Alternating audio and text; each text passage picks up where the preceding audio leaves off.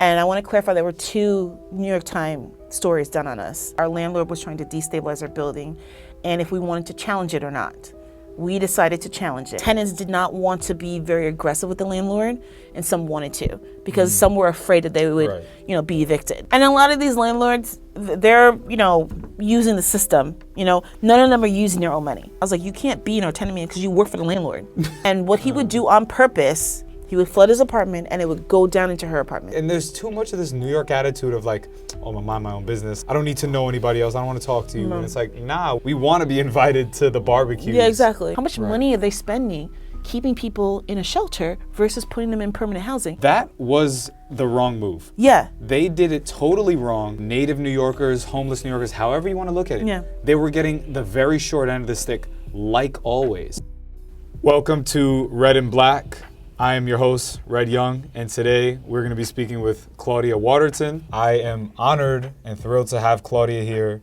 She has been a huge inspiration to the housing freedom movement and the community ownership movement, and that is because Claudia and her tenants have repossessed her building from her landlord. And Claudia is going to tell you a little bit more about that story. When we first got word that the building was sort of kind of like in distress, our landlord, not the one we bought it from, the previous one before him, it was going into bankruptcy. And at that point, some people had leases and some people didn't. I still had a lease. He basically told us, don't worry, everything's gonna be fine. Once a new owner takes over, you guys are gonna have new leases and be fine. So that lasted for about, I wanna say almost a year. And then just like that, a new owner was produced. We didn't even know it was happening. He put notices on everyone's door saying he was a new owner and how the rents are going to go up, which we all assume. But the problem was that they didn't go up fairly.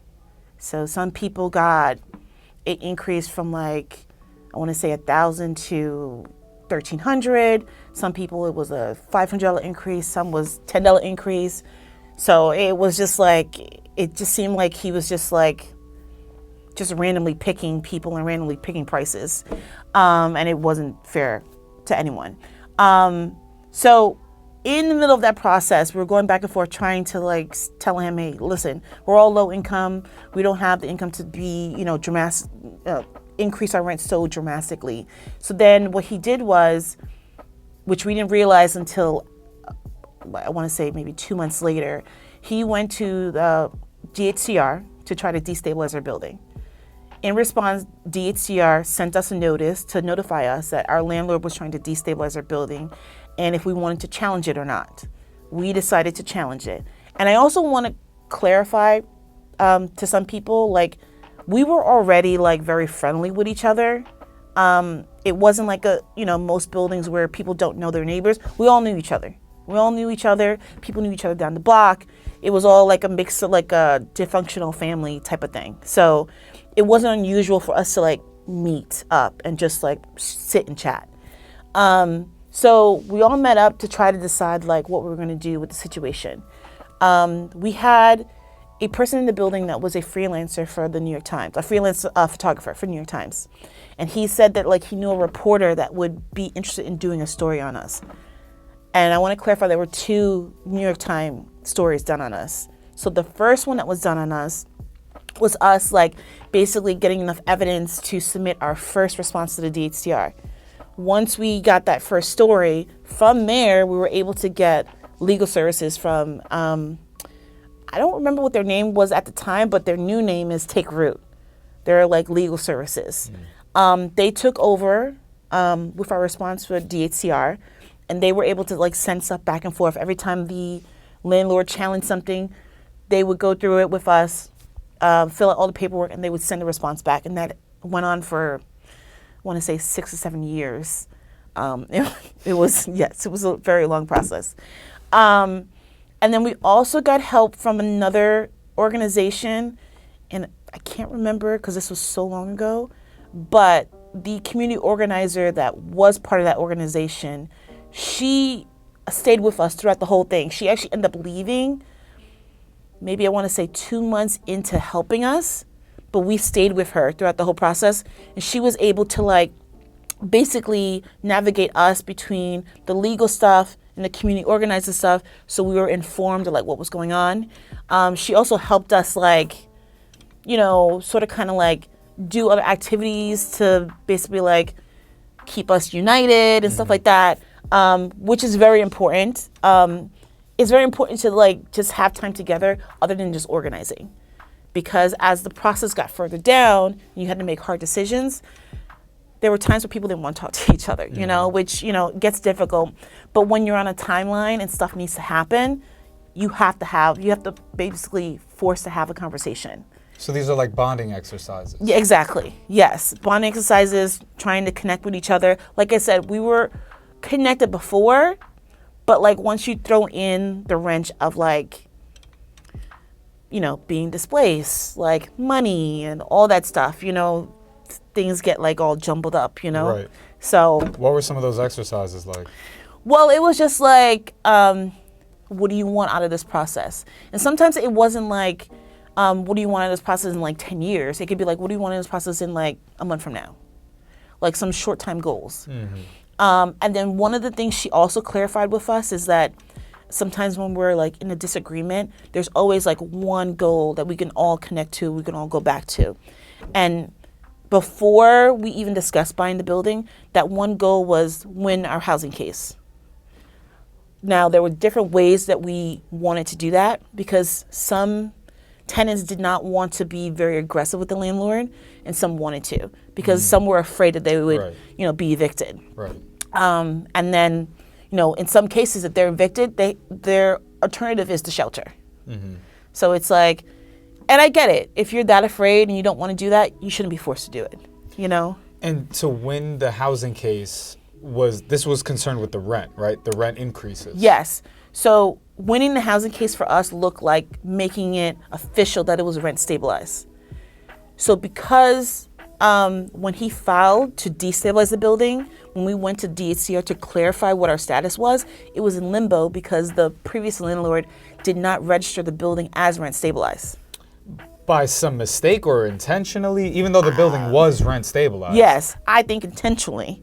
Just like helping out the new guy. Yeah, and then they basically said that they did improvements, not necessarily, I don't really think they did improvements. The previous owners. The previous owners.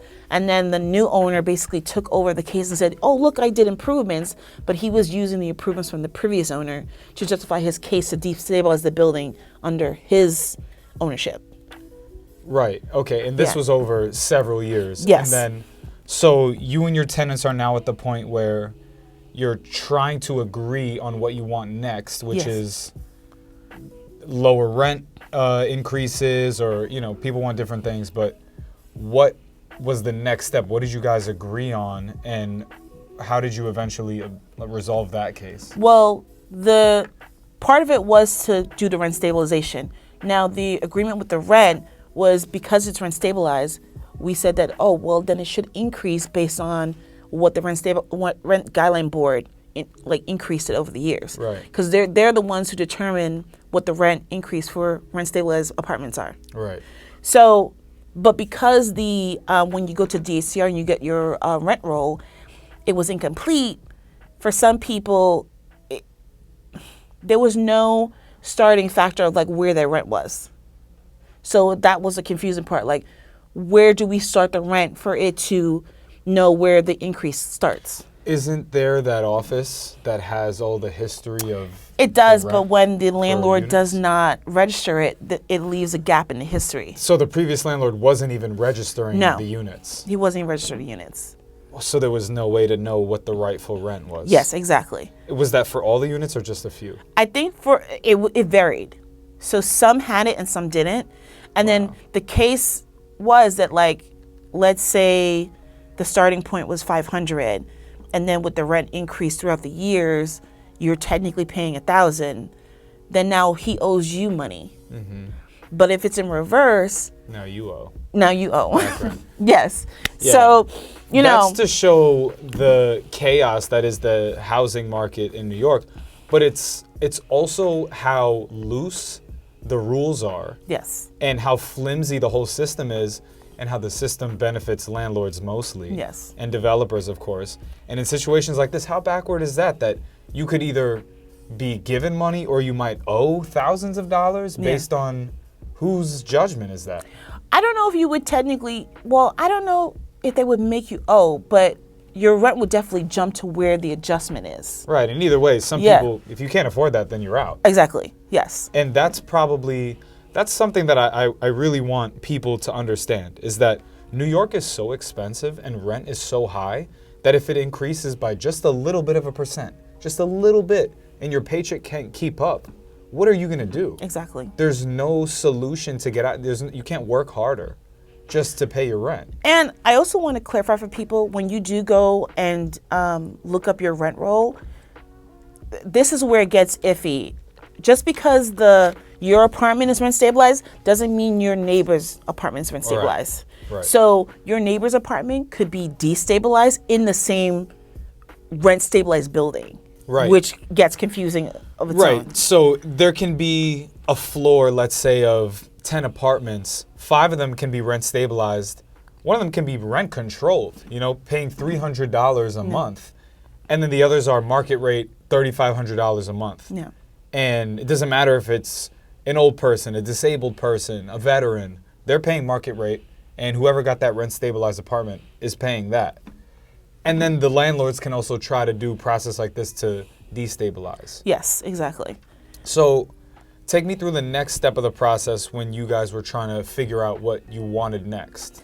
So there was this time where before we even decided to buy, they were trying to decide what would be the next step for us to move forward with the landlord to be more aggressive. Mm-hmm. I think at one point we had a demand letter that we sent to him. Listen, this is our demands. We want the rent increased by so much percentage.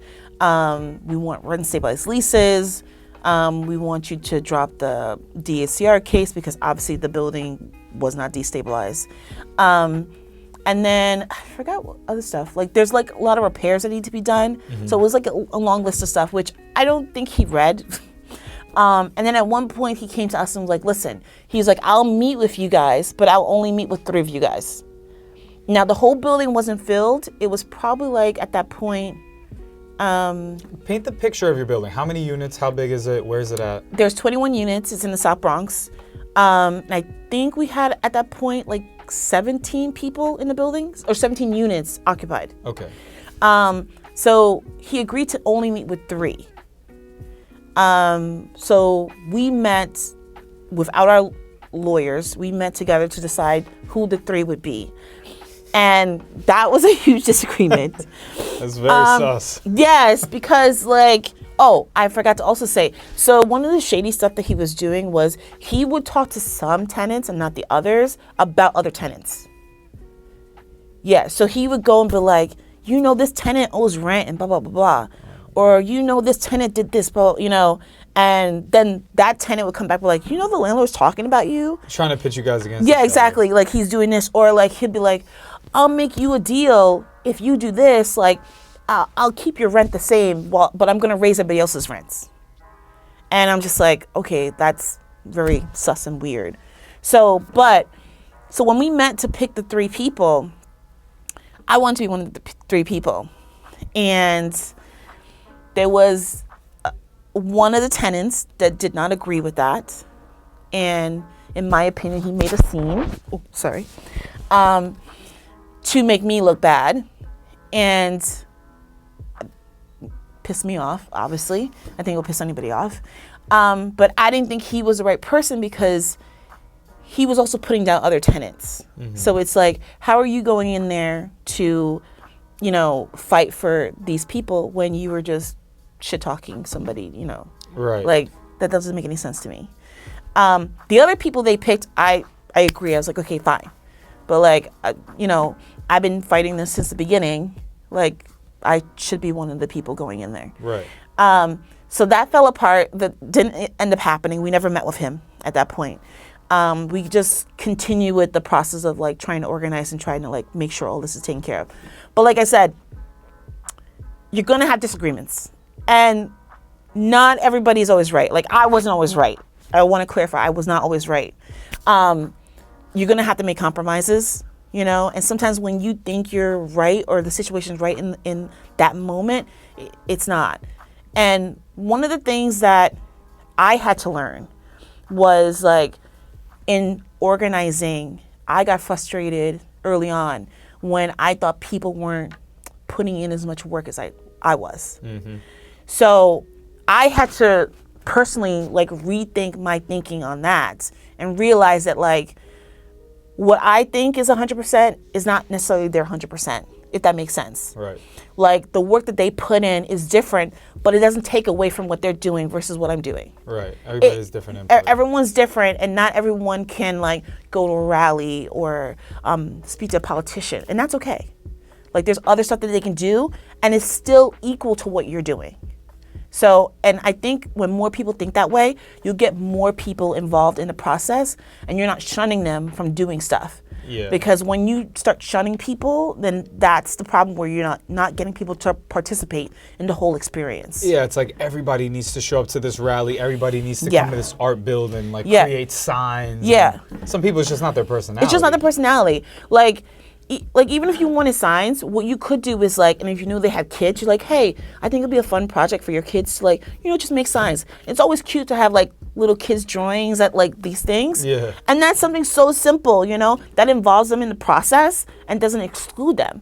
Right. And I think being a good leader is a factor of you being able to recognize people's strengths and weaknesses. Yes. And being able to delegate tasks based on that. Yeah. And for example, like in basketball, if you're passing to somebody really hard, like a fast pass, and it bounces off their chest and they can't catch it, you can get mad and be like, catch the ball. But then you can also be like, well, maybe I shouldn't have passed it that hard to that person. Yeah. Maybe I should have known who I was passing it to. And if I know that they can't catch that well, give them a lighter pass. Yeah. So, yeah. I have a perfect example of that. So the people in my building do not call politicians. They do not. They won't pick up a phone and like call. electeds. No, they won't do that. So, I mean, there may be like 2 or 3, but for the most part, they won't do it, which is fine. So one of the community organizers was like, hey, can you guys call your politicians, you know, to like help get support for your building? I was like, that ain't gonna happen. I know it's not gonna happen. Like, I know the people I live with. I was like, what will happen is they'll send an email out. So what I did was they had like a little script for us to read. So I turned the script into an email. And then I took the email addresses that they had to like send out, and I literally was like, hey, just copy and paste. This is the message you have to send out. These are the emails. And I got twice as much people to do it. Right. And I was like, yeah, I knew that was going to happen. That was going to work versus like people calling. There are people who absolutely despise tabling and canvassing, door knocking. Yes. But they love a phone bank. Yes. They'll sit for 10 minutes at a time talking to random strangers. Yes. Whereas other people are like terrified of calling on the phone. Cold calling. Yeah. So yeah, different strokes, different folks. I have this one tenant. She loves to talk to anybody. She is like, if you want her to talk to random people, she is the perfect person. But then I have other people who will not do that. But they'll go on social media and like, you know, type away. And I'm like, okay, you're gonna go social media type away, like do this for me, you know? So yes. And I have to say, once you get to know your neighbors outside of the whole organizing space, you get to realize stuff about them like that. Like stuff that like, oh, they like doing this, they like doing that. So then when it comes to organize, you're like, hey, by the way, can you do this? Can you do that? So it makes it a little easier, you know, and they don't feel pressure too, like when they're doing stuff. Okay, so after we got through that, it got to a certain point where we found out that he was trying to sell the building. So before that, he was like showing like, I wouldn't say investors. They look like they were almost like bankers because they were all wearing suits. Yeah, those are probably fund managers. Yeah. Like hedge funds or private equity funds. So he would come every few months and like show the building like, oh, look, we're doing this, we're doing that. To us, it didn't look like it was that much of a huge improvement, but like, you know, he's got to work the numbers, you know, to make things look nice. And then we're like, are you selling the building? He's like, no, I'm putting in an investment. That's what he kept telling us, putting in an investment. A few months after that, we found out that he had listed the building to sell. Right, and that's what he's saying, oh, I'm getting investments, meaning you're taking money from investors, meaning buyers? Yeah. So you're selling the building. Exactly. But yeah, this is all coded speak. This is their game. Yeah. So then once we found that out, the community organizer and one of the lawyers from Take Root was like, would you guys be interested in buying the building? And because we weren't even thinking of that as being an option. And we're like, can we do that? Like, what do you mean? We're going to compete with these guys in suits. Yeah, exactly. So they were like, yeah, you could do that. Like, it's happened before. You could do that. We're like, oh, okay, I guess. I guess it's possible. For me, I saw the vision, like, right away, only because I want to stress, like, so I wasn't born here. I was born in South America, in Guyana. And when I came here, and I don't remember this part because I was really young, my parents moved to the Bronx when we first came here. My grandfather had bought a building in Brooklyn, and that's where we all lived. So that's my first memory of like living somewhere in Brooklyn, and the building was like full of family. And we all paid enough to like keep the building functioning, and that was it. Once one family member moved out, another family member moved in, and it was like an endless cycle. You had experience with Yes. this. So my grandfather, he would also help people like either put a down payment for a house or a down payment for another building, that they would do the same thing. So fill it up with family members, one family member move out, and just recycle. Where in Brooklyn were you guys at? I don't even remember where this was. It was like Fort Greene, Flatbush. I think it was Flatbush. Okay.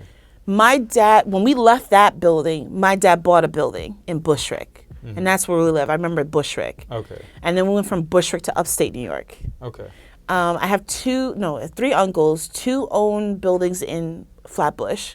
And another one owns a building in, I think it's downtown Brooklyn. They've had it for like 30 years. Like when that neighborhood was just like nothing. Nobody thought to do that. Exactly. And I want to say it's only family in there. There's no outside people. That's super ideal. Yes. That's like the dream. Exactly.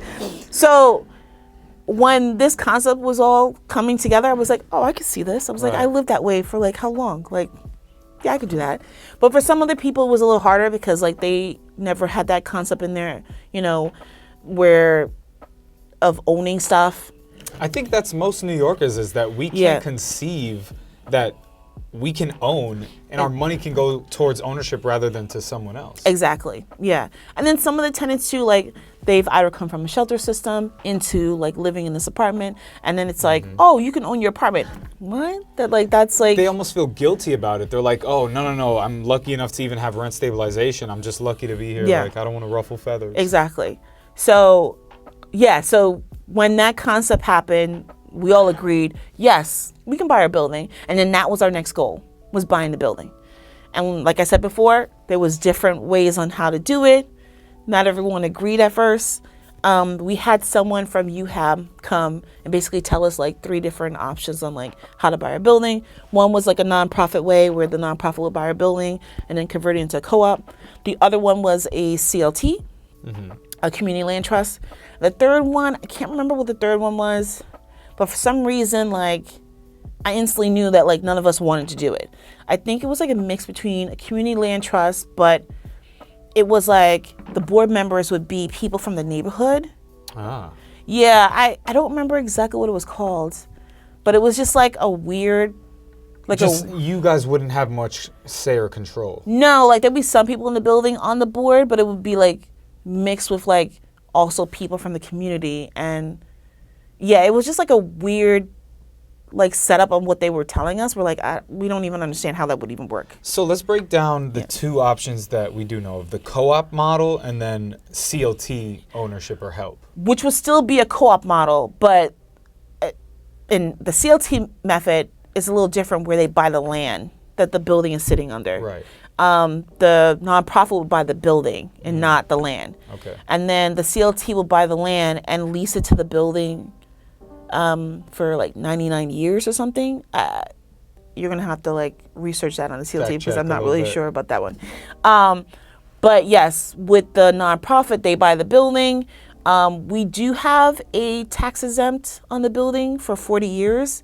And then once that's property taxes. And then once that expires, then we can renew it or we can pay the property taxes. Okay. With the CLT, I think it's 99 years where there's a tax exempt. Okay. Yeah, we'll look into that. And Yeah. then the co-op model, that's way more common. I think Yeah. most people in New York have a sense of what that is, but could you describe it? Yeah, so you're owning shares of the building, so your apartment is your share. So the best way we were able to describe it to people was that because they're like, oh, I don't want to pay the whole mortgage of this building. And it's like, you're not really paying the mortgage of the building. Well, technically you're paying a share of the mortgage. But once you sell it and leave, then you're done. You don't have any connection to the building or that mortgage. That mortgage still goes on with the building. And I think that was a lot of concern with people buying, that they would be stuck with a mortgage. And you're only stuck with that. I hate saying stuck. You're only linked to that mortgage for as long as you live there and own the share. Once you sell the share, that's it. So if the building costs like $4 million and you split that cost among like 20 people, 20 units, and you're paying that for however the length of the loan, if you want to leave 5 years in, you leave 5 years in. You're not tied to that $4 million loan anymore. Like, that's it. So I think when people look at it, they're a little nervous because they're just like, oh my God, at $4 million, I can't afford that.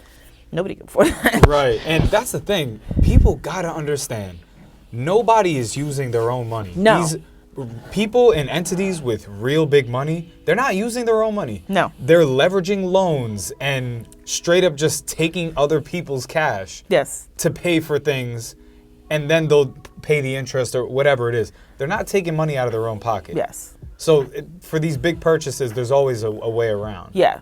And a lot of these landlords, they're, using the system. None of them are using their own money.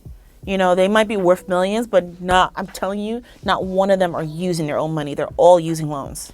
And they have other buildings, Yeah. and these buildings are worth a lot, but they're actually not worth that much. Yeah. And yeah, there's a whole host of issues that their properties and all the stuff that they own has.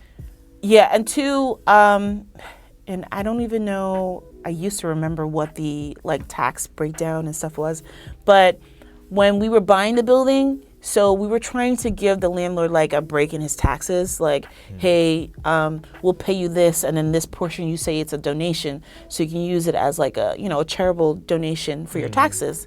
But he was he couldn't do that because of the way he bought the building. So when we initially looked at the deed, he bought the building for $4 million, and I use it in quotation marks because, the loans on the deed say $4 million. But then when he told us the way he bought the building, he had sold a few buildings and transferred that money to buy the building. And the way he bought it, he was able to not pay taxes because he wasn't using the direct profit from selling those buildings. He used the profit to purchase another building. Oh, so he doesn't have to pay any taxes because it's I'm putting it back into the economy. Yeah. Pretty much. And what was it called? I think it was called I-39 or something. I can't remember the exact name of it, but it was a way of pushing the taxes down on a purchase as far as you can. And a lot of landlords do it where they'll sell a building and take the profit and put it into another building and avoid the taxes, and they'll just keep doing it over and over again. Yeah, I mean, that's what these people do, these multimillionaires that buy these expensive apartments and then they never live in them because they just don't have to pay taxes on all that money they have, and then nobody can come looking for the money. Exactly. Where'd you get all this money? Where is it? And it's oh, I don't know what you're talking about. Yes. But it's I own this apartment and that's it. I don't know. Yeah. But it's that apartment is worth however many millions. Yeah. So it's just laundering money. Same as art. Yes, exactly. Yeah. I love art. Yes. Oh no, I love art too. You're And tons of my friends are artists, but they'll be the first ones to tell you a lot of this big art stuff is a big scheme. That is true. That is true. There's complex ways that a lot of these people hide this stuff. But yeah, it's true. But so the process of buying the building was a whole nother thing. We got another law firm to help us with the purchasing part. So Take Root was still with us as lawyers to help us with the DHCR case. We had the community organizer who wasn't associated with any organization. She was just by herself. She was helping us, connecting all the dots and just make sure that we were connected to everybody. Right. She was basically the glue that hold everything together. And then you need those. And kept everyone accountable, like for, hey, this, yeah. And then, so the other organization that helped us with the purchasing was Nixon Peabody. They're another law firm. They're not nonprofit, but they did work pro bono for us. Oh, nice. Yes. So we were lucky on that. And why is that? Why do you think they did that? They just saw that you guys were doing something good? They do pro bono sometimes.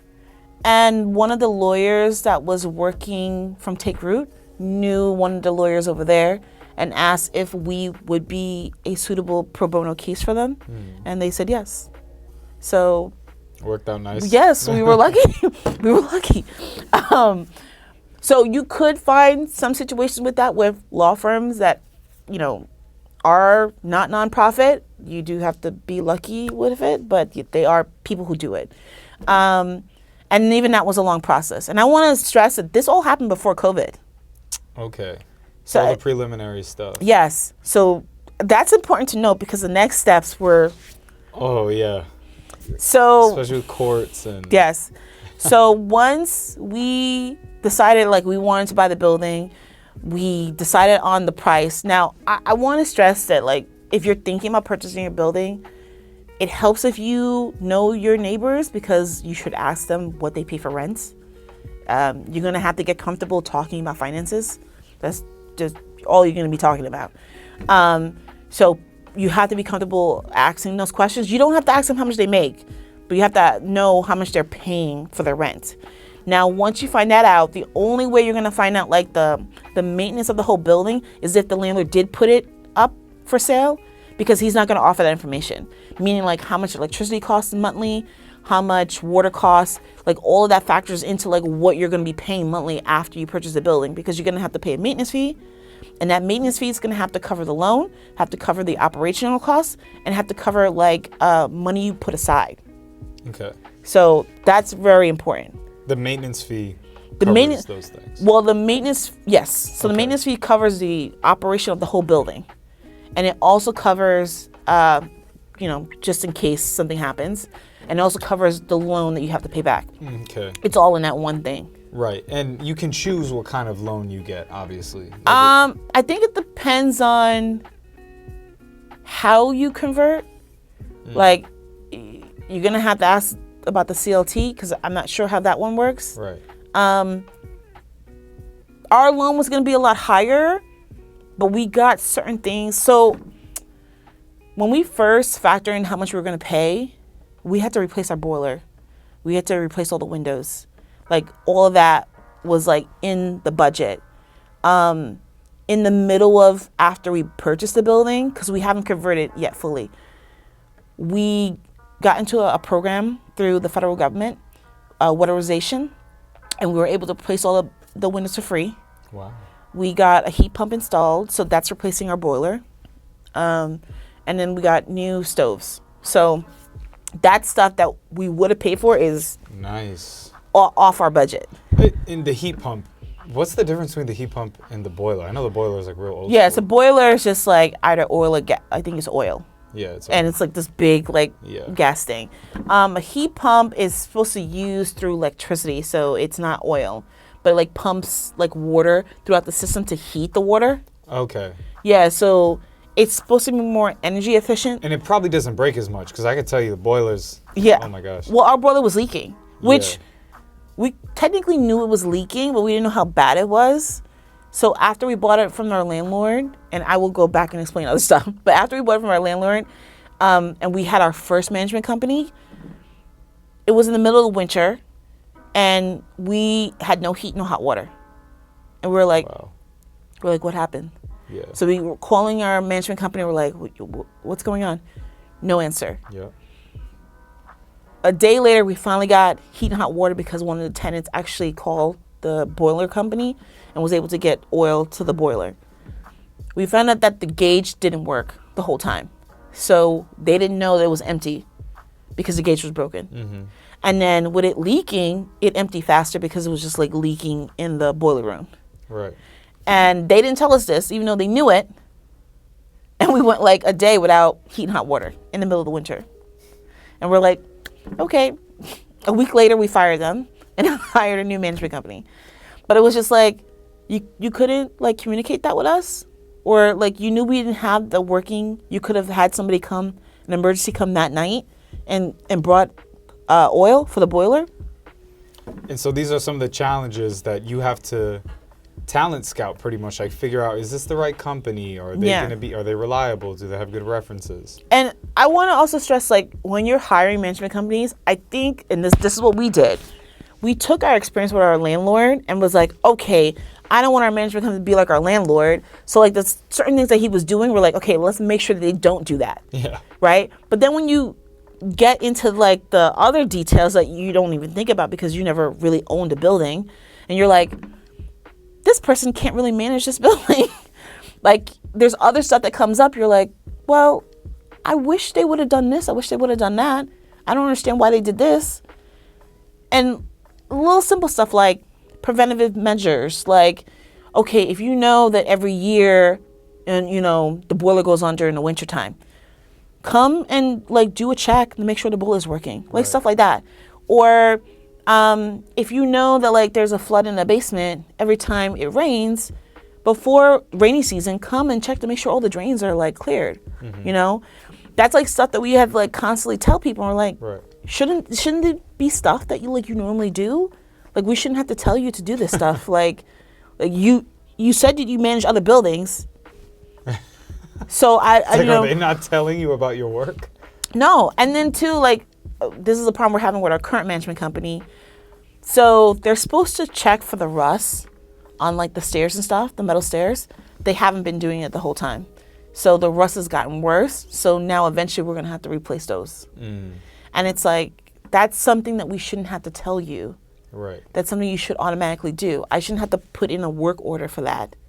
Like you run buildings, like isn't that something that you should check to make sure that Yeah. to take care of the rust? It reminds me of like the fire escapes. I think they're supposed Yeah. to be checked every 2 years or 5 years or Yeah. something. I'm like, I have never seen anyone check Exactly. fire escapes. Yeah. And those are like, people use those. Yeah. So stuff like that. Even like the first management company we had, they weren't checking the fire extinguishers in the hallway, so they expired. And then I had to call and be like, you guys aren't even checking these things. They expired. Like, look at the date on here. If the fire company would come here, we would get fined. Yeah, exactly. Just stuff that I think is simple, but it's like, you're a management company. This is your job. You should know this. I shouldn't be a tenant calling you, telling you to take care of this. Right. But yeah. And so you guys went the CLT or? No, we went the nonprofit way. Okay. Yes. So UHAB was the one that helped us. Okay. They helped us buy the building. And buying the building is just the first step. There's so much stuff that has to be approved by the city. The budget has to be approved by the city. The rental agreement stuff has to be approved by the city. We got the tax exempt, so we have to put our empty units on Housing Connect, which is fine. So, and then they have to be going towards low income tenants. All fine. We had some disagreements with that too, because there was Some people didn't want that. Yes, some people didn't want that because there's more restrictions. I had to explain to him, like, listen, the property taxes on this building, we can't afford it. And I think at the time, this was about like before COVID, so 5-6 years ago, it was probably $100,000 a year for the taxes on our building. And we have a lotto sign on top of our building too. So that lotto sign, the profit is probably like $125,000 a year. But before we bought the building, the landlord sold a contract for that for years. And we won't get the revenue back for another like 15 years. Oh, wow. Yeah, that was nothing we could do about it because he kind of did it before we bought the building. Right. And you were kind of banking on it. Yes, because it would have been extra income coming into the building. Definitely. Yeah. So yeah, we have to wait another 15 years for that, which is fine. But you don't know what's going to happen in another 15 years, like that could be obsolete, you know? Right. So, but it does like face the highway. So it is good real estate. So, I mean, hoping in 15 years it's still bankable. But yeah, so what was I saying? I forgot. The process of the nonprofit Oh, helping yeah. you guys out. And when you say they helped you out, break down a little bit, like how much did they contribute versus what you guys put in versus the bank or however that works? Well, they didn't put any money in, but they helped with the process of like doing all the paperwork and everything for us. Okay. Because we wouldn't be able to do any of that stuff. Right. It's real complicated. Yes. I mean, I think eventually we would have figured it out, but it would have took way too long. And like I said, because of them, we got Nixon Peabody to do pro bono. And that would have been a whole nother story because they had to deal with our landlord. And if you dealt with our landlord, he's a little like out there. Mm-hmm. So just going back and forth with him on like making a payment agreement was just like crazy. Mm-hmm. He kept going back and forth like, no, I want this, I want that, I want this, you know. And he was also calling tenants throughout this whole process, which our lawyers kept telling him, stop calling tenants, asking them how much we're going to pay you. Like, these are what the lawyers are for, you know? Yeah. And then tenants would keep picking up the phone and talking to him. We're like, stop doing it. Stop talking to him. Yeah. You don't know how much we have. Like, just stop. We're trying to make a deal. But yeah, so all that happened during COVID. So there was a new program, and I don't even know what it's called because this was like, the program doesn't exist anymore anyway. But it was like a new program that the city had on helping tenants buy their buildings. And it was like a small fund. So they were giving us like 1.9 million for our building. And then their justification was like, well, it's rent stabilized. So obviously it's not worth as much money because, you know all your tenants are rent stabilized tenants. We're like, okay, fine.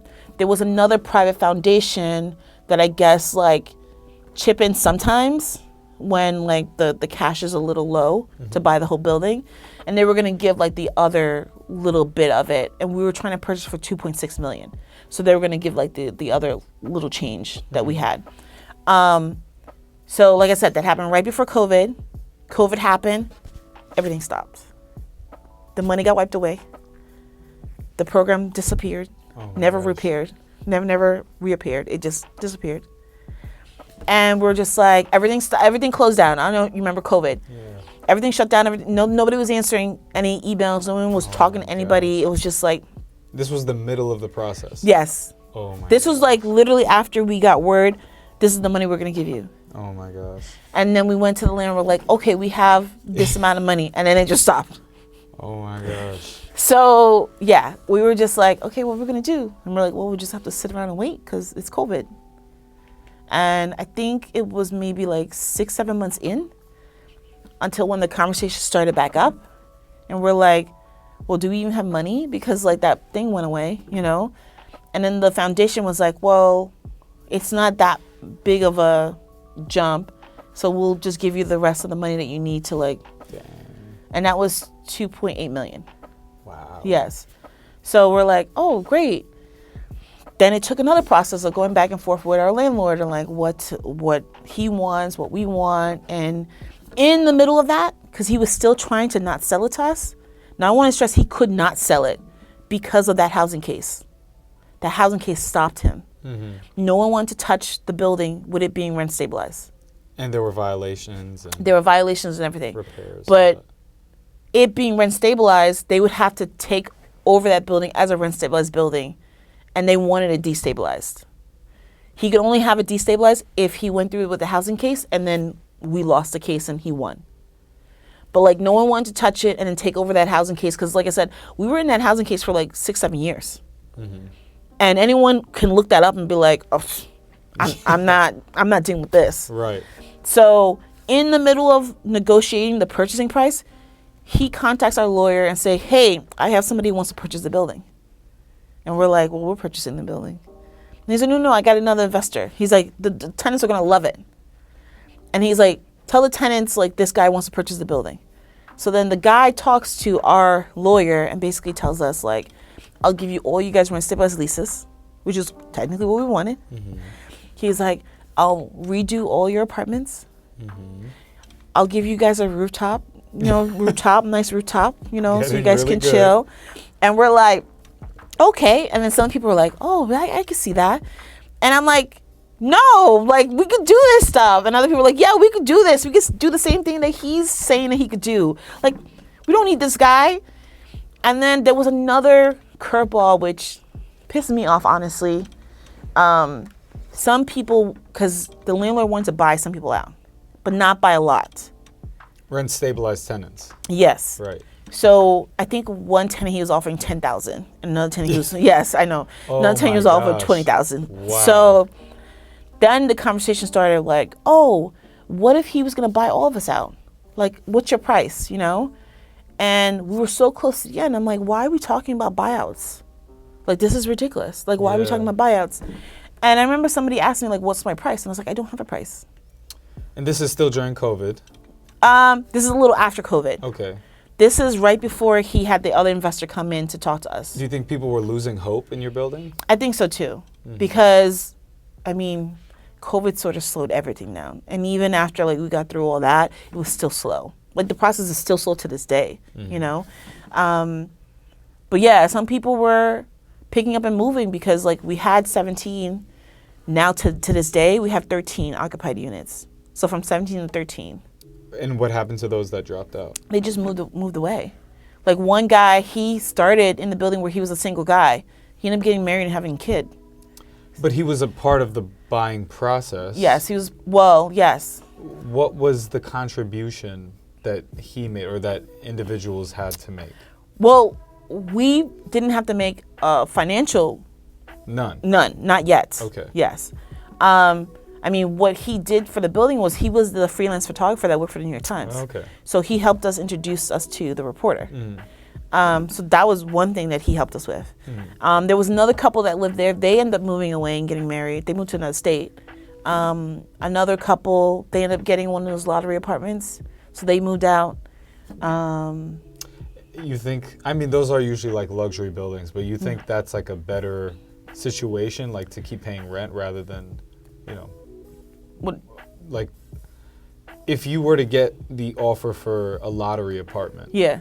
Is that a better deal? I guess it depends on how you look at it. I think it depends on how you look at it because our apartments, I live in a big studio, but some of the apartments are set up to where it could be a 2-bedroom. That's how big the studio is.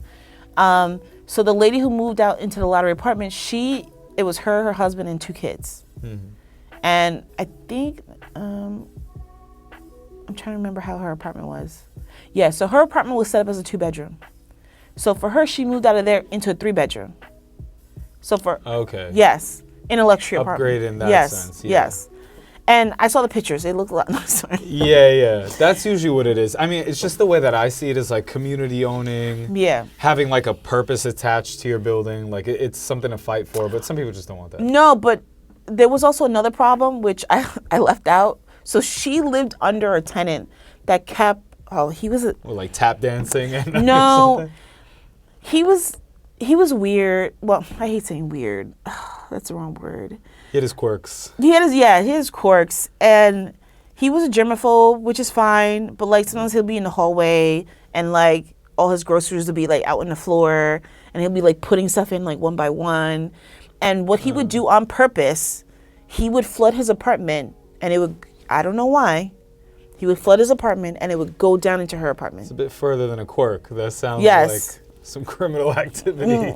And then he would also throw stuff out, garbage out the window.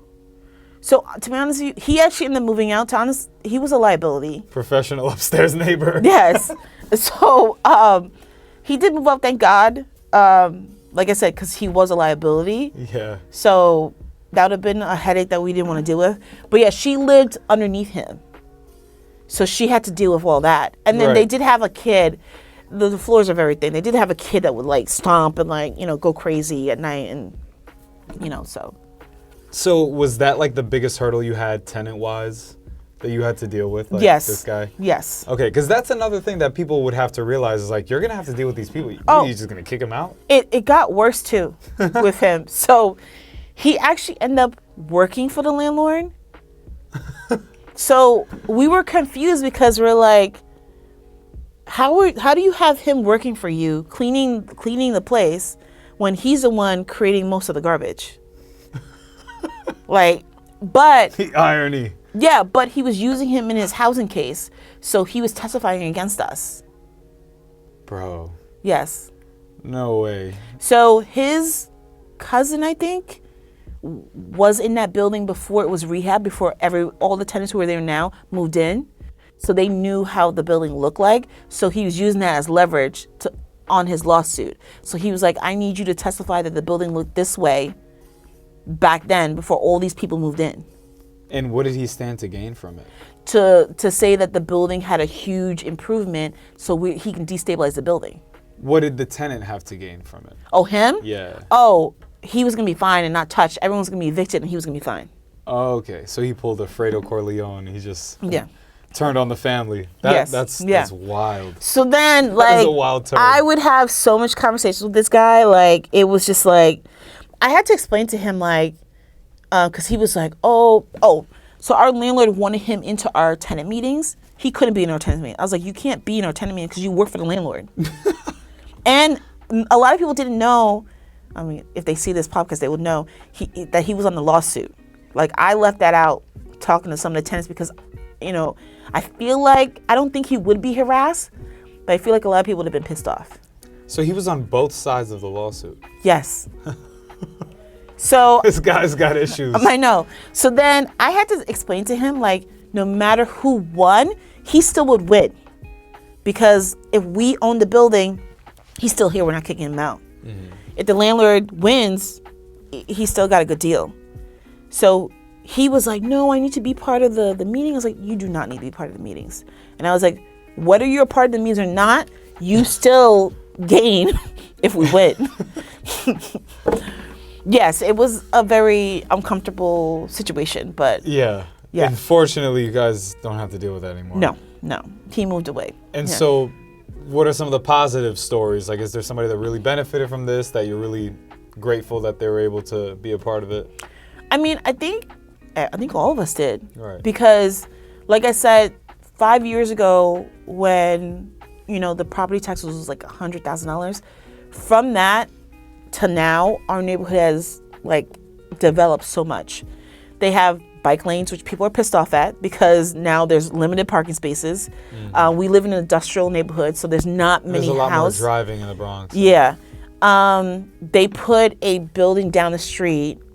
That building used to be abandoned, but they tore down like 2 buildings and put up a big building for 135 units, so new people in the neighborhood. Ooh. Then there's like another building 3 or 4 blocks down, almost 500 units. Wow. Yes. Oh my gosh. And this is where like all the new bars are and stuff, right? It looks like Williamsburg-ish. No, that's a little further down. Okay. Yeah, that's a little further down. That's like right over the bridge. Yeah, that's right over the bridge. This is just after the bridge. So we're more on the east side. Okay. That's more on the west side of the Bronx. Right. Yeah, that does look like Williamsburg. All of it looks, That's crazy. They're slowly trying to get our area to look like that too. So. Yeah, it's like a slow leak with gentrification. That's how it works. That's an interesting way to think of gentrification, is like more housing and even more affordable housing brings in people who weren't there. But the only problem is like there's only one train line where we go, and it's already crowded. So it's like you're bringing in all these people. How are these people commuting? And where they're parking their cars? Because there's not many parking spaces. Right. So that's been another, like, people are parking on the sidewalk, like where we live. Because there's nowhere else to park. Yeah. They used to call the cops. Now they don't do it anymore because now they are parking on the sidewalk. So it's like if you call the cops, you're going to get a ticket. The place that's like almost 500 units, I think they have a parking garage, which thank God. But the new building they put down the block from us does not have a parking garage. So it's just tons of congestion. And yes. You notice it in other ways? Yeah, you see more people, like people you don't know. Because like I said before, everyone knew everyone on the block. It was that small of a community. But now with that new building, I don't know half these people. What does that feel like? It feels a little weird because it's like, I'm like, oh, hi, you know, everyone knew my dog, even though my dog's crazy. Everyone knew my dog. I knew their dog, and then now it's just like, who are these random people? Like, who's this random dog? You know, I'm like looking, I'm like, and where'd the you come from? attitude feels a little weird. It just, it's just like, okay, new people in the area. I guess we got to deal with it. Not as much of a community. No, I mean, with the people who've been there longest, still, yes. Okay. But with the new people, not really, because they just kind of come in and go, you know. Mm-hmm. And have you seen any developments in terms of like community centers or like places where people congregate, something that benefits the community? I mean, there's a nonprofit called South Bronx Unite. They have like their own like community center that they try to like bring people in and stuff, but it's like so my area is like divided by the highway. If most people don't know, I think what is that? The Cross Bronx? Not the Cross Bronx. That's the FDR. Yeah, on the east Bridge, side. yeah. So I'm on the side that's very underdeveloped. And then the other side that you were talking about, that looks like Williamsburg, that's very developed, like taller buildings. So fast. Yeah. So my side isn't as developed. So when you come over there after like maybe 6 o'clock, it looks abandoned because there's barely people on the street. On the weekends, it definitely looks abandoned because you barely see people. You see more people now because of that building, but other than that, it's not that much of like a increase. So it's not really, there's not really a place for anyone to gather. And even if there was, the people there still wouldn't, because like I said, we're all so close knit. Like you would just like gather in front of people's houses. Right. And that's like them gathering. Yeah. Is this near like the Randall's Island? Yes, it's just right near there. Yeah. I know yeah. exactly Yeah. where you are. The new building has like this little, I guess, event space, if you can call it that. It's like an empty space that they have. And that's what the people in the building use to sort of kind of like celebrate stuff. But other than that, there's no like community center there.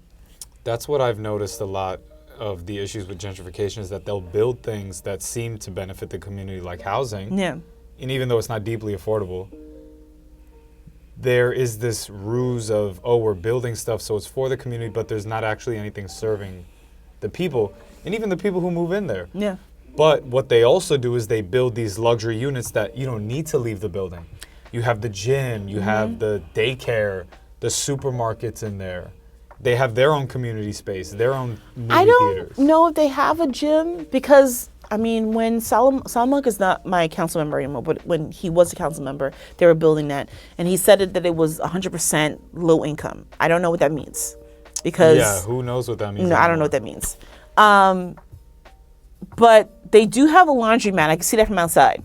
That's a huge thing. Yes, because there's not a laundry area near where I am. You gotta that's like by travel. design. That's what they say. One of the biggest ways to gentrify a neighborhood is remove the laundromats. Yeah. Because where are they going to wash the clothes? Exactly. I don't know if they have a gym in there. I'm not really sure, because like I've never physically been in there. I could see them having a gym. Yeah. They don't have a grocery store, but they have like storefronts underneath. Right. That isn't occupied yet. Okay. I can see if they develop more, then, you know, I can see them throwing in more stuff there. And then they don't have to leave that block. They're isolated from the rest of the community. Yeah. Yeah, this is all so much by design. So how do you see your building as a center of the community and as like a model for the rest of the community and, of course, New York at large?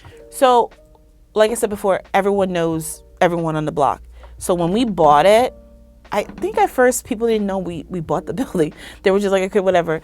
But then when the New York Times came out, it was obvious, you know, like, oh, okay. They're throwing parties. Yeah. So I remember like there's like a company across the street, and the guy, he actually is friendly with some of the people in the building. So when we were taking the photo for the newspaper, he was like looking at us laughing, kind of like joking, like, look, you guys like being all silly, like, you know, look, you're famous and stuff like that, you know. Yeah, exactly.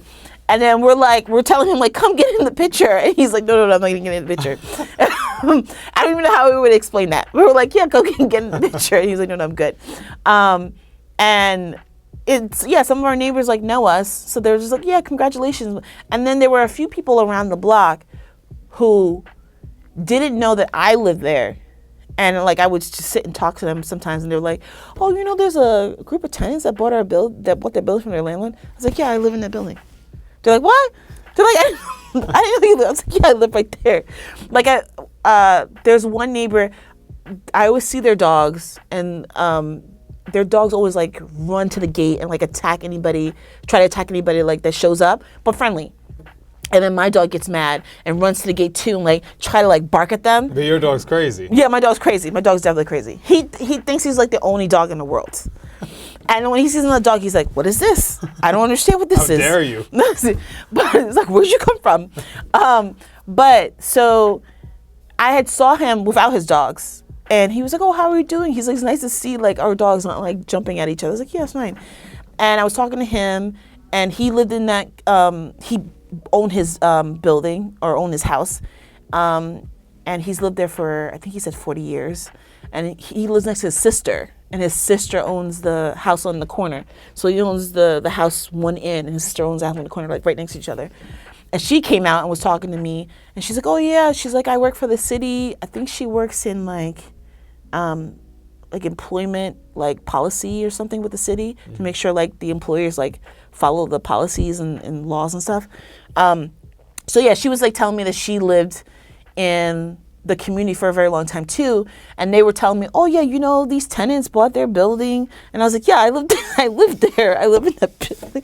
They're like, "What? I didn't know you lived in that building." I was like, "Yeah, I lived in the building." She's like, "I see you all the time with your dog," and she's like, "It's nice that we say hi and be neighborly." I was like, "Yeah." I was like, "I can see your backyard from my apartment, so I always see you guys have parties." And I was like, "I want to be invited to a party." She's like, "Yeah, you can be invited to a party." Oh, that's so cool. So yeah, they have like this little kiddie pool that they put in the back, and literally like my apartment like overlooks their backyard. So I see them having barbecues with the little kiddie pool, and I'm like, I want to go to the little kiddie pool. That's what community should be Yeah. about, is Yeah. collaborating on events and having neighbors over, knowing your neighbors' names, knowing their dog, what do they like to eat.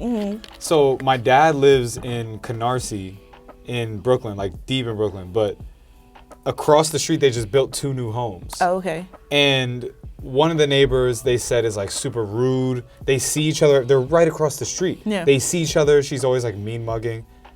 And then the other one came with a card and a cake, knocked on their door, was like, "Hey, we want to introduce ourselves." Oh, that's nice. I'm like, that's where did that go? Yeah. That's what we need. And there's too much of this New York attitude of like, "Oh, I mind my own business. Like, I don't need to know anybody else. I don't want to talk to you." No. And it's like, nah, we want to be invited to the barbecues. Yeah, exactly. We want to have this community. Yeah. And so I asked if you guys were like this center, this community hub or whatever. That's going to be, over decades, you guys are going to serve as that. But now I think you're serving as an inspiration. Yeah. I mean, certainly to myself and my building's cause, we are very much following a similar model. But across New York, I think this is something that people will look at and either try to replicate, like I said, take notes on this podcast and be like, "We are in a situation like this. We should do this. Oh, our landlord tried to do that. Maybe we should unionize." Yeah.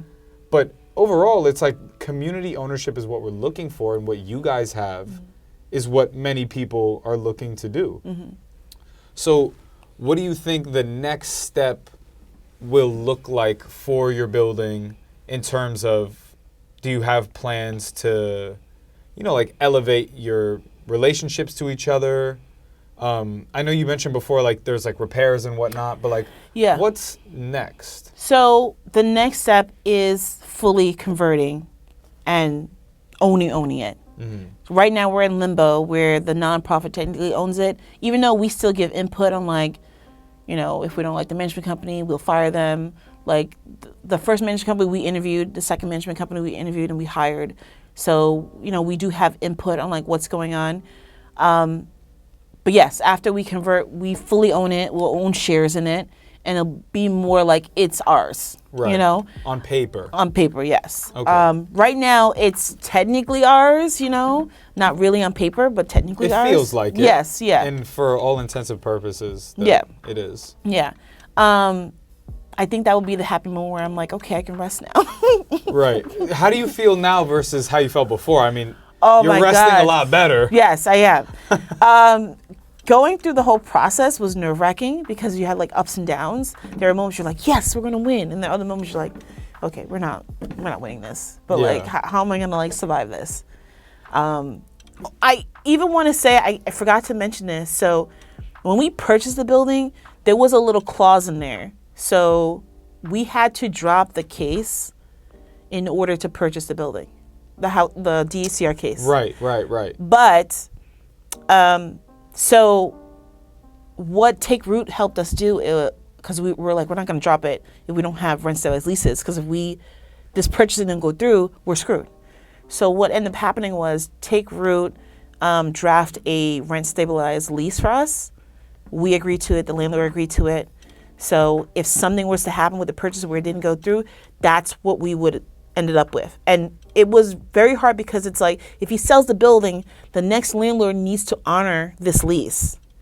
And technically it wouldn't be rent stabilized because once he went through the process to destabilize the building's destabilized. The whole building. Yes. So we were more concerned like, how is this going to work if the building is technically not rent stabilized, but we have rent stabilized leases, and I want to leave this to like a family member, like how does it work? Right. So we were able to put that in the contract that like our apartment would still be rent stabilized, the people who are there now. Right. Not the new people coming. Okay. And then we would be able to like, leave it with like another family member, or however it like moves to another member in your family, with it being rent stabilized.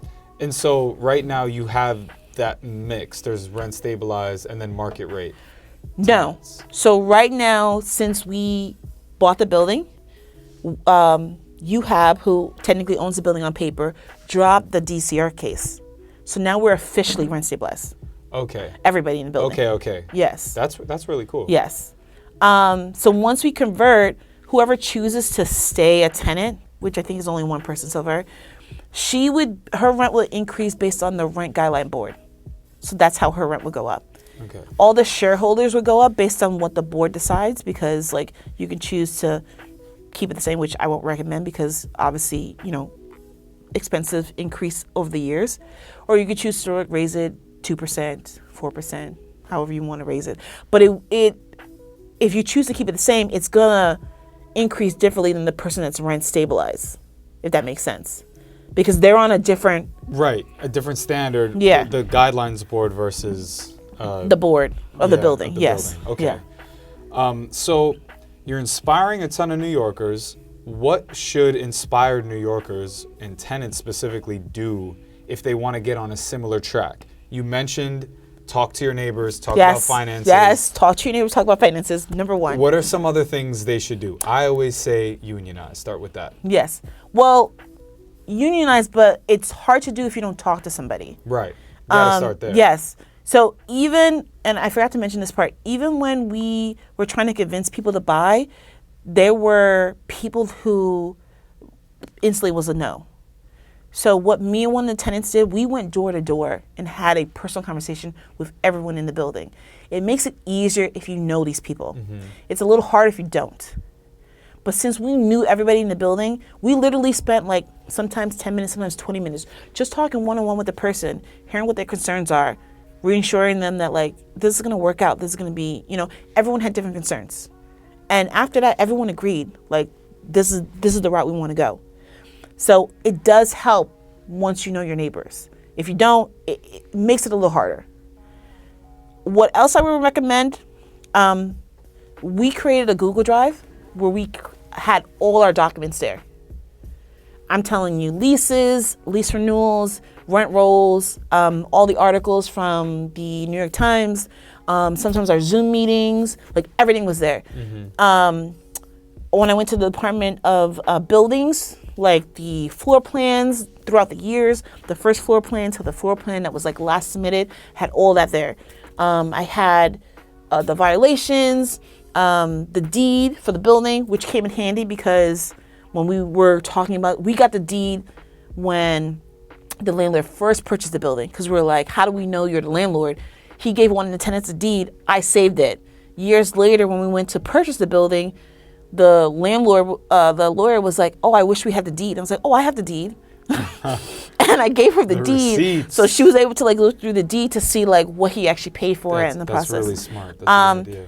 Yeah, keep everything in one place, and it also makes it easier. Oh, so we created an email account that was just for the building, and it made it easier. So if one person came off the board, they can, and another person came on the board, they can just use the same email account. Everything's there. Right. All the communication between the lawyers and the community organizer, everything's there in one spot, and everything's also on the Google Drive. So anytime like a new person came onto the project, they needed a certain part of the project, you just send them a link on the Google Drive. It's all there, you know? That's really good. Yeah. That is a good one. What else comes to mind? I think people should brush up on just like some of their rights. Yes. As tenants. I don't think people know their rights. One of the best ways to do that is to get involved with community either organizers or organizations that help within the community that you're in.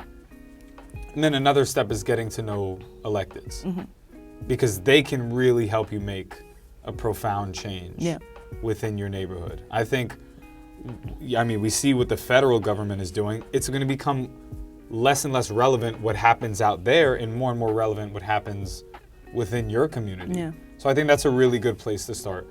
What else would you recommend? What do you think, just the average person, just think of, the person renting that may have struggles.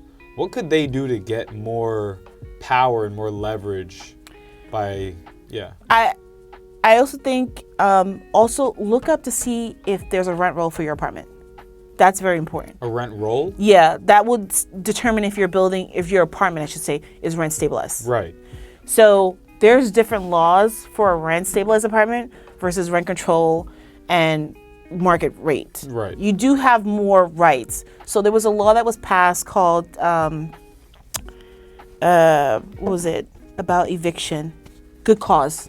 Good cause, yeah. So one in 2019. I thought that it applied to, no, this was recently passed, the good cause. Okay. The one in 2019 was just for rent stabilized. Okay. That makes it harder for the landlord to, I guess, turn over rent stabilized apartments. Right.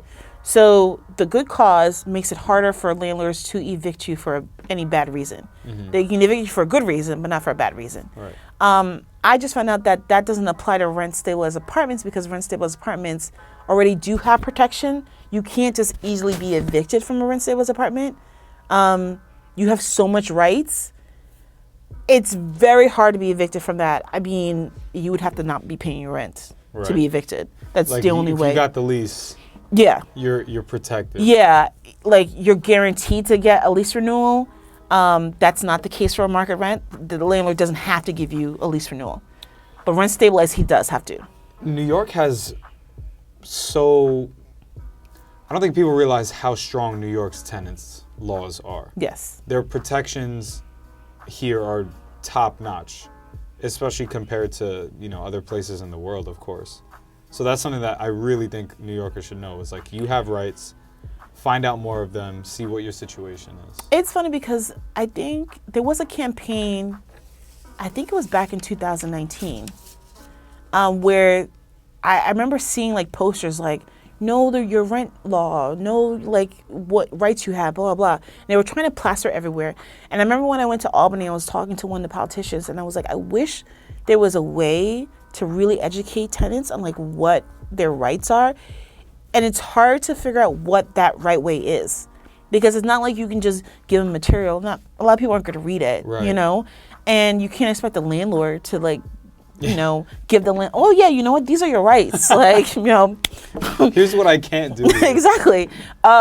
So I still to this day don't know what the right answer is for that. Yeah. But I wish I knew. But yeah, I wish I knew there was a way to actually educate people. It's like as so soon as like even before they, get a lease, like just something. We need to have like an encyclopedia, like an almanac of all these things that like the terms, all these like legal definitions and stuff, what it says in your lease and whatnot. But yeah, I think that's just something that people should brush up on. But What about you? I know I asked you what's next, but what about, you kind of have this history of having real estate in your family. Do you ever think to expand what you own and get into other real estate?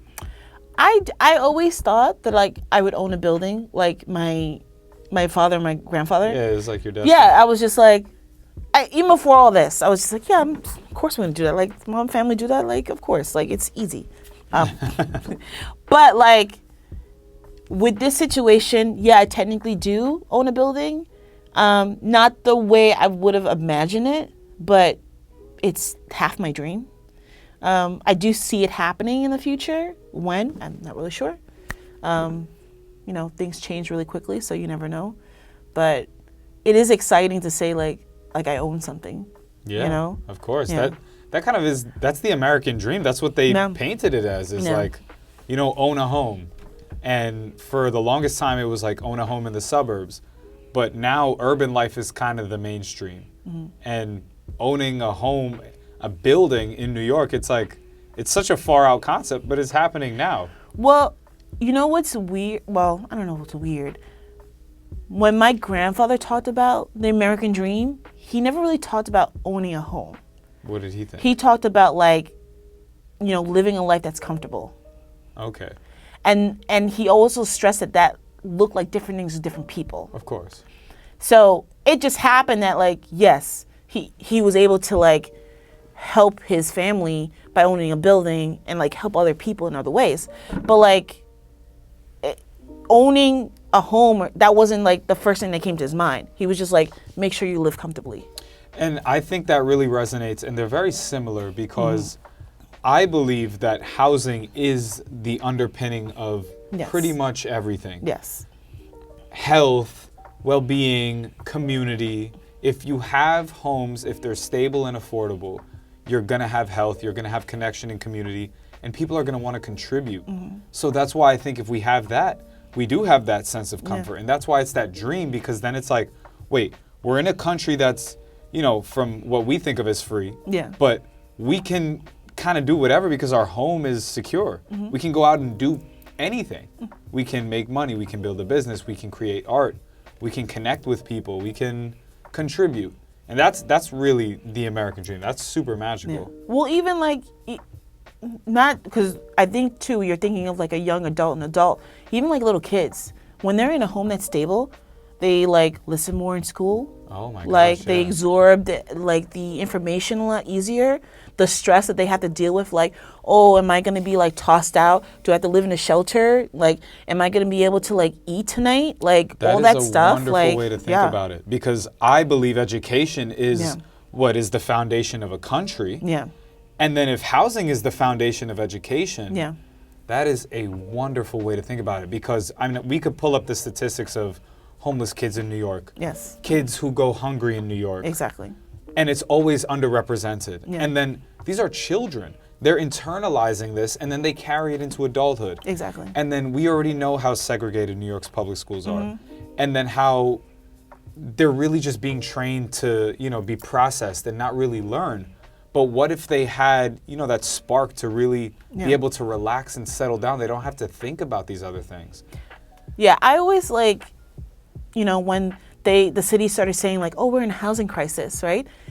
There's so many like available units, even like in these luxury buildings, so many available units. You know how easy, well, I don't want to say it's easy, but it would be easier if there was a way to like, because I think like having a voucher to give you like 90 days in order to find like a living situation when you're in a homeless shelter. If they expand that 90 days to like maybe 6 months or a year, give them more time, and then have these kids or these families not living in a homeless shelter and living like a permanent home. And it's like, even some of these like HDSC co-ops, they're available for purchase. If the city can help purchase a unit for these people in the shelter so they have a permanent home to stay, how many people out of the shelter system would clear out? How much money are they spending keeping people in a shelter versus putting them in permanent housing? It has to be cheaper. Right, absolutely. And the other thing that, in that same vein, that I think is happening is they're building a lot of new housing under the ruse of affordable housing, getting a lot of money from developers. The politicians are profiting a ton, and they're, you know, checking a box of like, hey, look, everybody, we're building this new thing. Meanwhile, there's all these units, and then there's warehouse units. Oh, so that's another, you brought up warehouses. This is another thing. So remember when I told you about the DTR and the landlords not registering their buildings for rent stabilized? Very beginning. So because they're not registering it, according to the city, it shows up that it's not there. Huh. So those rent stabilized apartments aren't there because the landlords aren't registering it. And if they were to register it, you would see that there's a lot more available apartments. Wow. I always talk about how there's about 60,000 units. I think it's more than that. That's what's reported. Yeah, I think it's actually more than that. Yeah. Wow. Yeah. And if you also think about like some of these buildings that are fighting to own their building, the landlord's warehousing these apartments, right? Right. Nobody's living in that apartment. So that apartment is experiencing so much wear and tear. What other people aren't thinking is, let's say there's an empty unit on the top floor, right? There's a leak in the roof. No one's going into that unit and checking it. Now that leak is going into the apartment below it that is occupied. Right. But no one's going to go fix it. What are you going to call the city? The city won't be able to access that apartment without the landlord. If the landlord doesn't give them access, the apartment still stays empty. That leak still keeps happening. That person that lives below there still has to deal with the damage that's not going to be fixed. They can fix their unit, but they still need to fix the unit that's empty above them. And they won't because it's not there. No, it's not there. Oh my gosh. So it's just like an endless cycle. And it's like you can fine the landlord, but with the fines, they're not doing anything with the fines. The fines don't affect them. They don't do anything. They either don't pay them or it's cheaper for them to pay them than to do anything else. I had to tell someone that they're like, oh, you can just call the city and report the empty units. It's like, you can report it, but the city can't go in there without access. They get access from the landlord. If the landlord doesn't give them access, they just fine the landlord, and that's it. The landlord's okay, I'll take the fine. And then they write off whatever that is on their taxes, and then like, good to go. Yep. I think that really is the key to building more affordable housing is these warehouse units. Yeah. I mean, it's literally a sleeping giant. Yeah. Just waiting to be there. I made a video talking about how many there are, and all the comments are like, well, then why don't we just use it? Like, why don't they just fix them and use them? Because it is that common sense. It's just like, well, duh. I know. But then it's like, nah, the city they're not really on our side. The laws are not on our side. No. It suits landlords, but also developers who, it's really not the landlord's city anymore. It's the developers who are running this right now. Yeah. These big, expensive projects that the politicians are approving and then getting tons of money on. People talk a lot about the mayor candidates. Yeah. They're the ones who are really, you can see, like, they're not for tenants because they're in the pockets of developers. Yeah. That's the one that always gets me, because it's like, wow, whoever wins is kind of just the favorite of the developers. That's what they're saying about Cuomo. Yeah. He's the one who kind of got us here with the tenants. This is what I was talking to somebody about, like the candidates. In the Bronx, and I'm sorry for stereotyping the Bronx, but in the Bronx, a lot of times they vote on who they know, like the name, not necessarily the candidate. And the primaries isn't a huge turnout in the Bronx, which is really sad. I wish more people came out in the primaries. But when they do, a lot of times they're like, oh, I know that name, I'm going to pick that name. Right. Versus like, oh, there's all these candidates I can choose from. There's so many I'm gonna choose this. And then with the rank voting, like, you have so many different options, you know? And it's sad because I was like, I think people are gonna pick Cuomo because they know the name. And there's just so many alternatives that are either you don't really know much about them, they're not really that special, or they just kind of believe the same thing. Yeah. They're just gonna split the votes. I mean, that's how Adam won, because everyone knew him versus all the other people that were there. Yeah. That's how he won the primaries, I should say. I mean, he won because the other guy was crazy. Yeah. But like I said, people picked him because, oh, I know that name. Yeah. You know? And it was, he benefited from good timing. Like, it was after COVID, like the crime and the streets. I know. He's a cop. I know. Yeah. Look how that turned out. I know. Go ahead. I'm just.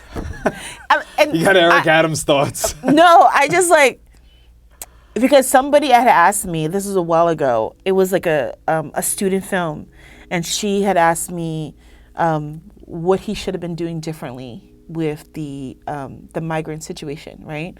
And I was like, the main thing he kept saying, because he was, first of all, he was spending too much money, and everyone knew he was spending too much money. He was spending too much money thinking that he was going to get all the money back from these contracts that he was spending on, and everyone knew he was overspending. It was obvious he was overspending. So I told this one person, it's like, if his main point was the shelter system was crowded, and that's why he had to put all these migrants in these hotels, he should have cleared out the shelter system. Mm-hmm. He could have. Because they were, people were like, oh, they can't change the vouchers. But they were using some of the vouchers. Him and the governor were telling some of the people in the shelter system, oh, you can use the voucher for another state.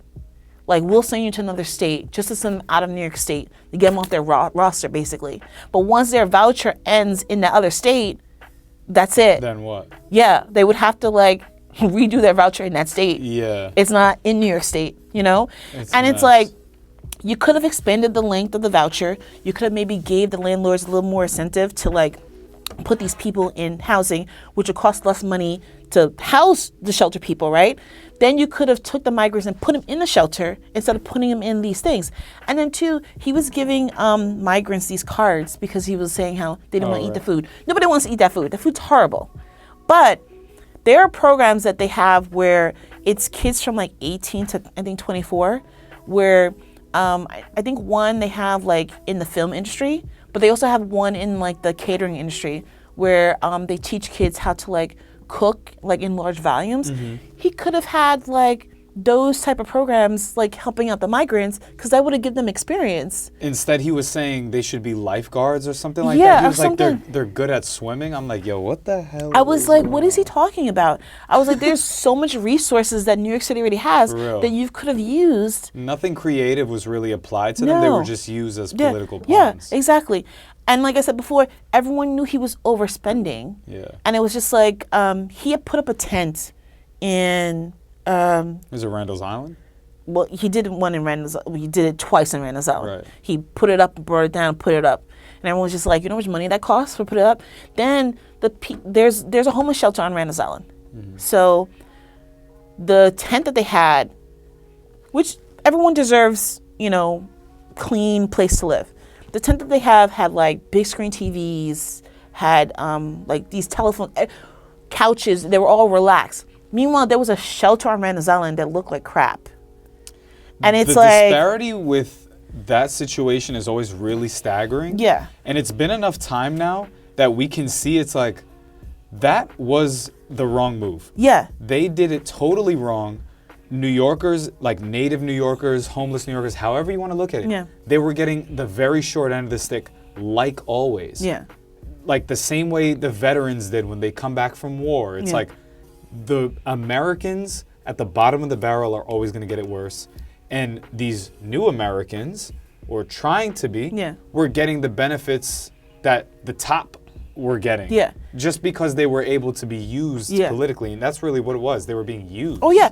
I think he could have done it in a way where both people were fine. But the way he did it pinned people against each other and made people pissed off. Yep. And it was like, of course you're going to piss people off because you're pinning people against each other. And it was such the wrong timing for it because we had just come out of COVID and we were just getting back to normal life. But it's like, wait, everything's getting more expensive. Yeah, exactly. The housing's getting worse. Yeah. So it was just really poor timing. And two, like a lot of these hotels were making so much money off of this. Yeah. That at one point they didn't even want to open up because it was just like they were making so much money off of not even just the migrants, like even some of the homeless shelters were overflowing. So some of those people in New York City were living in hotels. Mm-hmm. There's a hotel near me where it's not migrants, it's just regular people in the shelter system that are living in the hotel. Mm-hmm. And I don't even know what they're paying per night, but it has to be something ridiculous because that hotel was meant to be a hotel, not a shelter. I mean, the Roosevelt Hotel, like these are like classic New York hotels. Yes. Like, people were paying bucks for that before the pandemic. But anyway, I know it's. There's too much crazy stuff. So let's say it's 2017 and you could go back and ask yourself or tell yourself a few things. What would you tell yourself right before this process? Oh, so someone actually did ask me this question, like, what would I change? And I said nothing. And I know people would go back and say, yeah, I would change this. Honestly, I would change nothing. Only because I've learned so much. And I did mention before, like, when I started this process, I hate saying look down, but I looked at other tenants who didn't put enough effort differently. And that was a learning process for me. And I always look at my mistakes as something that I'm learning. And yes, it sucks in the moment, but if I didn't experience that, I wouldn't be where I am today. There's information that I would not have had if I didn't do it this way. I wish certain things wouldn't have happened, but they happen for a reason. Right. You know? Of course, it's all part of it. Yes. Yeah. I wouldn't change anything. And so how do you think the experience changed you? As a person? I think it made me a little more understanding. I was before, but I also want to stress my housing journey is different than other people's housing journey. Like I said before, I didn't really have like experience renting from a landlord. Like I went from, we lived in the Bronx, but like I don't remember that. But I remember living in the building that my grandfather owned, living in the building that my dad owned. And then from there, I lived with my brother, and then from there, I lived in the building I am now. So the building I'm in now was the first time me living in a building that my family did not own. Right. So my journey is so completely different than anybody else, Other people first even housing they're in is a rental or a house or maybe a shelter. I don't know. I don't have any of that experience. This is literally my first experience as living with a landlord. And it's weird because even when my landlord was doing something that's a little shady, my dad was a landlord, and I would be like, is this what a landlord's supposed to be doing? And my dad's like, no, he's supposed to be doing this, this, and this. And I'm just like, I asked him for repairs and I'm not getting repairs. And You're confused. It's I was like, what? And then I had a smoke detector that wasn't working, and that's standard. And I was just like, am I supposed to be waiting for a week for them to give me a smoke detector? You're thinking they're just going to show up as soon as it turns off. And my dad's like, no, you should have it automatically. And then, so we had radiators before the heat pumps, right? There was this one in the bathroom that the bathroom was always cold.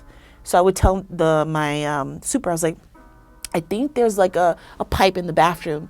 Can you turn it on because it's not working and it's so cold? And he's like, there's not one in the bathroom. And I was like, there has to be a radiator thing in the bathroom because there's a little vent area where you can open the door. And I was like, you sure? Because there's there's a door there. Why is that door there? And he's like, I don't know what that is. When he left, my dad just opened it up and turned it on. He's like, you have heat in the bathroom. Oh, and I was just like, I have a family full of contractors and mechanics. So my dad's a contractor. So not only that, he used to own a building. You're the MVP of this building. They need you in there. He could fix stuff. So it was just like, hey, Dad, this doesn't work. It's like, okay, Dad, can you fix this? It's okay. For the most part, he left it for the super or whatever to fix. But if they didn't fix it, he's just I'll just fix it real quick. I was like, thank you, Dad. Yeah, that's so crazy that these are life lessons that people learn. People move to New York and they go through the gauntlet of being a renter and all the tough life. Yeah. But that'll be when they're a teenager, early 20s, and you got to learn this stuff as a grown woman. Yeah, I skipped over all that. I was just like, what? This is weird. I've never experienced this before. So I didn't have the traditional experience as a renter. Yeah, it's.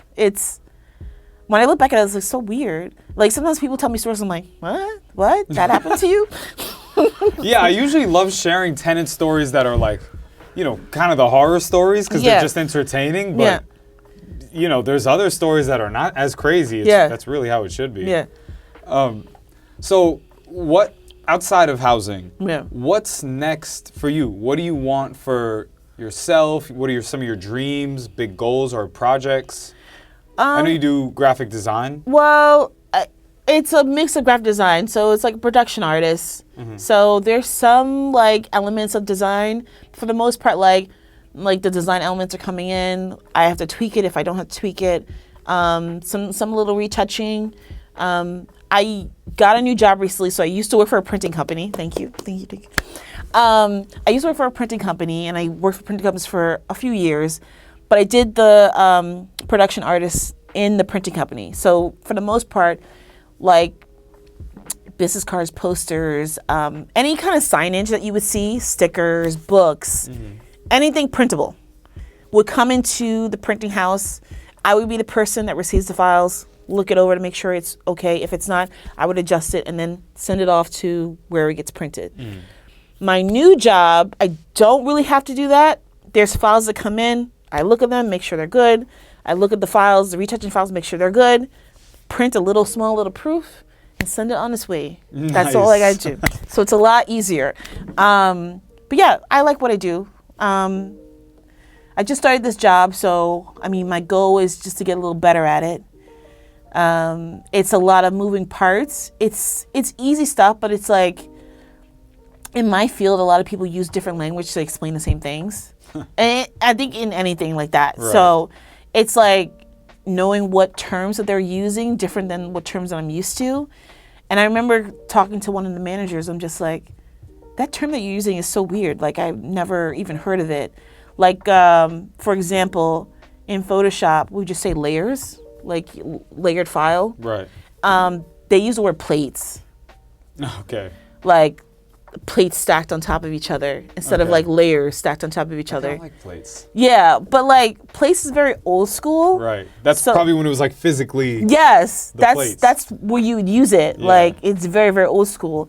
And some of the managers are a lot older. So yes, back then you would use those terms, but I was like, we're in like 2025. Like this, but like that's what the company uses. So that's the terms I have to get used to.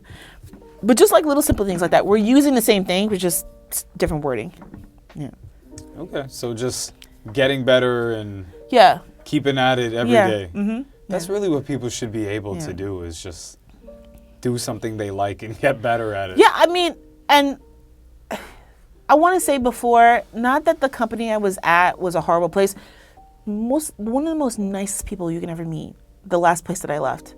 Like, and I was shocked because when I got there, they were like, oh, everyone here is nice. And I was just like, okay, that's what every company says. But no, I want to say that they were some of the nicest people I've ever met in the whole time. The nicest people I've worked with, ever.